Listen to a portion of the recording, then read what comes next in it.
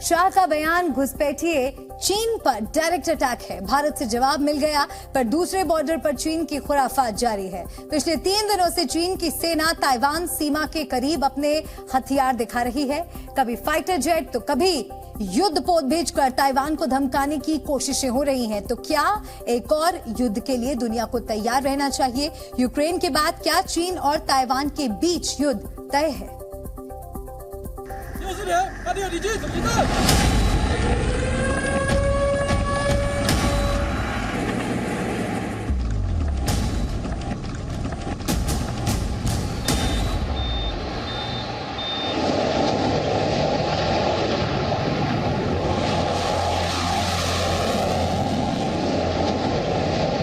Jinping के 59 fighter jet, Taiwan पर dangerous attack.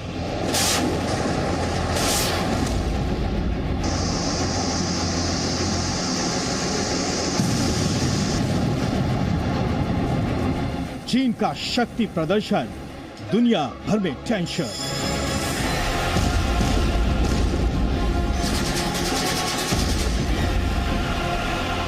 बहत्तर घंटे तक युद्धाभ्यास, तीसरा विश्व युद्ध बहुत पास।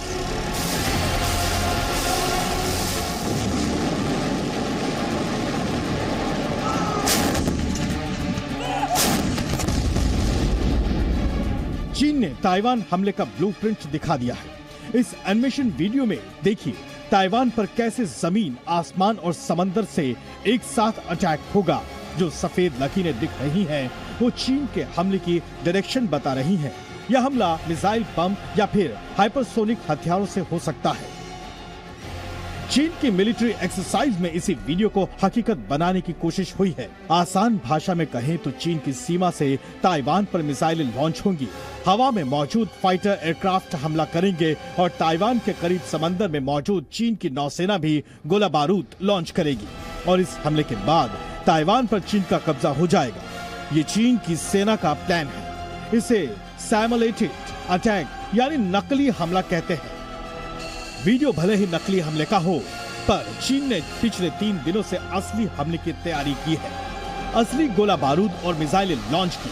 चीन का टारगेट है ताइवान पर कब्जा, इसलिए यह मिलिट्री एक्सरसाइज रियल अटैक के तर्ज पर हुई।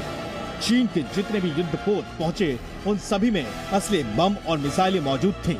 इस एक्सरसाइज में चीन की सेना का एयरक्राफ्ट कैरियर, युद्धपोत, फाइटर जेट, हवाई रडार से लेकर आसमान में ईंधन भरने वाले विमान भी शामिल हुए। इस मिलिट्री ड्रिल में शामिल सबसे ताकतवर शिप की पावर देखिए। ये चीन का एयरक्राफ्ट कैरियर शानडोंग है। एक फाइटर जेट इस पर से टेक ऑफ कर रहा है और जब वो लड़ाकू विमान आसमान में पहुंचता है तो उस पर लगी 4 मिसाइलें भी साफ साफ दिखाई दे रही हैं। इस मिलिट्री एक्सरसाइज के दौरान इस एयरक्राफ्ट कैरियर से 120 उड़ानें भरी गई। मिलिट्री एक्सपर्ट्स को लगता है कि जिनपिंग ने जबरन ताइवान को मिलाने का टारगेट रखा है और चीन की सेना बार बार एक्सरसाइज करके इसकी तैयारी कर रही है। Obviously, the military drills, they are not unexpected because the Chinese have never ruled out the possibility of unifying Taiwan with the mainland through the use of force. So in that respect, some form of, you have to practice and exercise your military if you are going to take a military option. सिर्फ दिन में ही नहीं, बीती रात भी चीन की फौज एक्टिव रही। अंधेरे में चाइनीज रॉकेट फोर्स की गाड़ियां एक के बाद एक दूसरी लोकेशन पर पहुंचती रही। इनको ताइवान बॉर्डर के करीब जाने का ऑर्डर दिया गया था। चीन ने जो एनिमेशन जारी किया था उसमें इस रॉकेट फोर्स का अटैक सबसे इंपॉर्टेंट होगा। चीन की इस मिलिट्री एक्सरसाइज का नाम है जॉइंट स्वॉर्ड। हिंदी में इसका मतलब है संयुक्त तलवार। शायद इस नाम की वजह है चीन की तीनों सेनाएं जो ताइवान पर अटैक करने के लिए जॉइंट ऑपरेशन लॉन्च कर सकती हैं। लेटेस्ट मिलिट्री ड्रिल ताइवान से सिर्फ 50 किलोमीटर दूर समंदर में हुई, जबकि पहले ये 100 किलोमीटर दूर होती थी। 3 दिनों के युद्धाभ्यास में चीन के 172 फाइटर जेट्स ने उड़ान भरी, 64 युद्धपोत भी शामिल हुए। सीधे सीधे कहें तो ताइवान को धमकाने की कोशिश हो रही है और ऐसा इसलिए हो रहा है क्योंकि ताइवान के राष्ट्रपति ने अमेरिका का दौरा किया। PLA's recent harassment with their assets has destabilized the region. This time, President Tsai's visit became their excuse to conduct exercises, and their actions have severely jeopardized the security of the surrounding region. जिस इलाके में चीन की सेना गोला बारूद फेंक रही थी, उसके करीब में ताइवान के मिलिट्री बेस भी हाई अलर्ट पर है। इन हवाई अड्डों पर फाइटर जेट्स तैयार हैं, एक एक करके टेक ऑफ कर रहे हैं। ये ताइवान के मिराज फाइटर जेट्स हैं। भारतीय सेना ने इसी लड़ाकू विमान से बालाकोट में अटैक किया था। पिछले 3 दिनों से ताइवान के मिराज आसमान में गश्त लगाकर चीन को जवाब दे रहे हैं।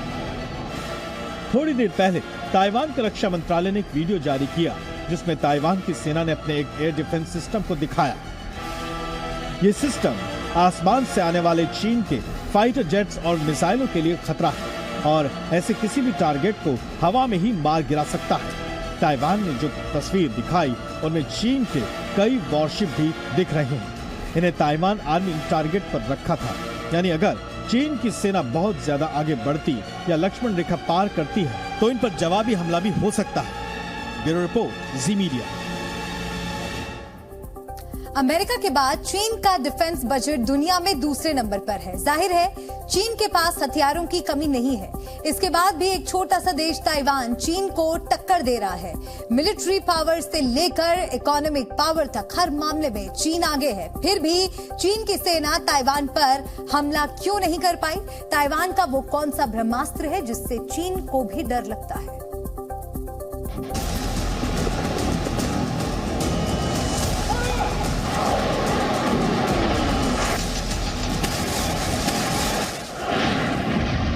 ताइवान की ऐसी मिसाइलों ने ही चीन को हमला करने से रोक दिया। ये जमीन से समंदर के किसी भी शिप या फिर चीन की सीमा में अटैक कर सकती है। संगफा नाम की इस मिसाइल की रफ्तार और रेंज दोनों चीन के लिए घातक है। 400 किलोमीटर की रेंज में ये मिसाइल 4000 किलोमीटर प्रति घंटे की रफ्तार से अटैक करती है। कुछ दिनों पहले ऐसी खबरें आई थी कि ताइवान के पास लॉन्ग रेंज की मिसाइलें हैं जो चीन के बड़े शहरों पर हमला कर सकती हैं। अगर लड़ाई हुई तो ये मिसाइलें पावर का बैलेंस बिगाड़ सकती हैं। दावा है कि ताइवान ने जमीन पर हमला करने वाली सुपरसोनिक क्रूज मिसाइलें और बैलिस्टिक मिसाइलें बना ली हैं जो 1000 किलोमीटर तक अटैक कर सकती हैं।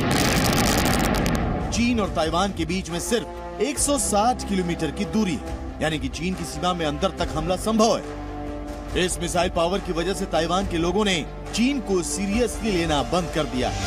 差不多已经好几年了，反正他们现在中共也都差不多这样，也差不多已经不会说紧张是会了，不会说很担忧啦，反正其实有的时候话也不是我们可以决定的，你知道吗？因为这是两岸政治的关系，所有的政治的话，那都也是领导人他们去协商的啊，哎呀。ताइवान का हौसला आसमान पर है, जिसे तोड़ने के लिए चीन की सेना युद्ध अभ्यास में अपना लॉन्ग रेंज बम वर्षक H-6 एयरक्राफ्ट लेकर आई। ये विमान न्यूक्लियर अटैक भी कर सकता है। इसके साथ ही चीन की नौसेना ने अपना वॉरशिप तैनात किया जो जमीन, हवा और समंदर से ताइवान में अटैक कर सकता है और मिसाइलों को मार गिरा सकता है। इन हथियारों की वजह से चीन के लोगों को भी अपनी जीत का यकीन। 我觉得这是件很正常的事情，因为首先要表达一下我们的态度，然后我们这边还要表现我们有能力去做这样的一个反应。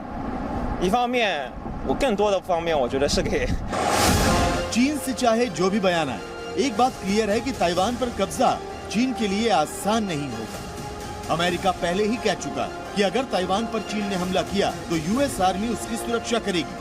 चीन के ऐतराज के बावजूद अमेरिका लगातार ताइवान को हथियारों की सप्लाई कर रहा है। 外交部发言人此前已就蔡英文过境窜美发表谈话，指出针对美台勾连的严重错误行径，中方将采取坚决有力措施，捍卫国家主权和领土完整。我刚才也已经介绍了。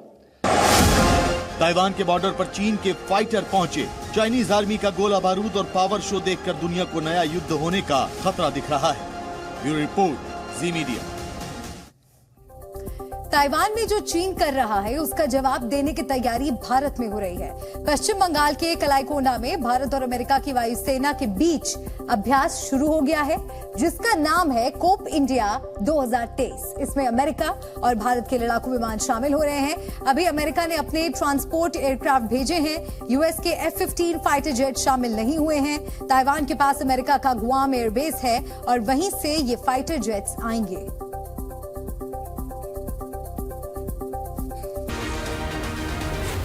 Z News.